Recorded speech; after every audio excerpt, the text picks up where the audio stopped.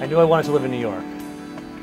It was in my blood, and Miami was too small of a town for me. So I went to college in Philadelphia with an eye towards moving here when I graduated, and studied English. So I fell into magazines as a way to make a living, sort of biding my time till something else came along, and the magazine thing just worked.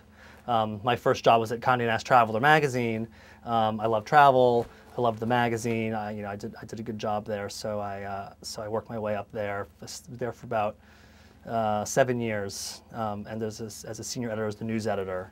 Then joined a couple other travel magazines, and then was hired back by Condé Nast to head up Conciergecom about 2 years ago.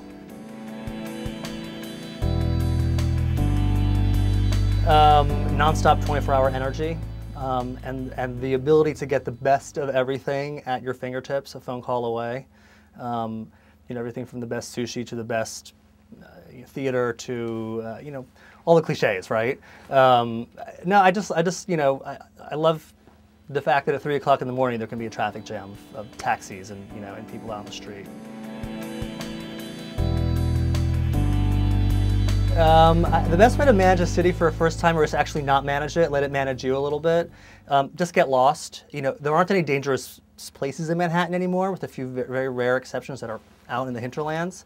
So, if you walk around, you'll see a lot of things you wouldn't see if you stuck to the to the main tourist zone. So, get out of Times Square first of all, right? And the thing about Times Square is, and I work near Times Square, so I see people having these conversations where they say, well, there's nothing to eat around here. It's all Applebee's and McDonald's and garbage like that we have back home. And I want to say to them, if you walk just 2 blocks west, you hit 9th Avenue, and there's restaurant after restaurant after restaurant that's all great ethnic food and all locally owned. It's just, there's so much fabric to New York that lies outside what the tourists usually do. So I say, just go run for it, explore it.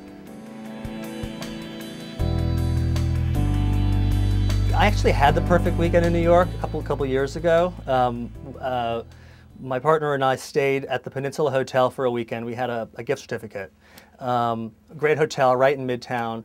So we kind of played Midtown tourists. We went to Central Park, we walked up and down 5th and up and down Madison, went to the Met, and then we went to a show, I think it was the Asia Society, of Yoko Ono's works. And I'm not a big Yoko Ono fan. I just thought, what the hell, let's just see what this is all about. It was actually kind of interesting. And then later that afternoon, we were stopped and had a drink at a cafe on Madison Avenue, and in walked Yoko Ono. So it was sort of the perfect New York experience, right? I mean, it's like you get the culture, from the viewer's point of view, and then you also get to run into the people who make the culture. Well, actually, I have a country house up in the Catskills, so that's my personal favorite escape. But yeah, there's a lot going on just within a few miles of New York that you can to completely change your perspective on the area. So whether it's going to the beach, in New Jersey or around on Long Island, or just heading up to the mountains, you can go up to the Berkshires. It's only about 2 hours away, and it's completely different scenery, obviously, but just a different pace of life. And even out in northern New Jersey, you go to the Delaware Water Gap, which is maybe 2.5 hours west of the city, and stunning landscape, and you're replacing the concrete canyons with natural canyons.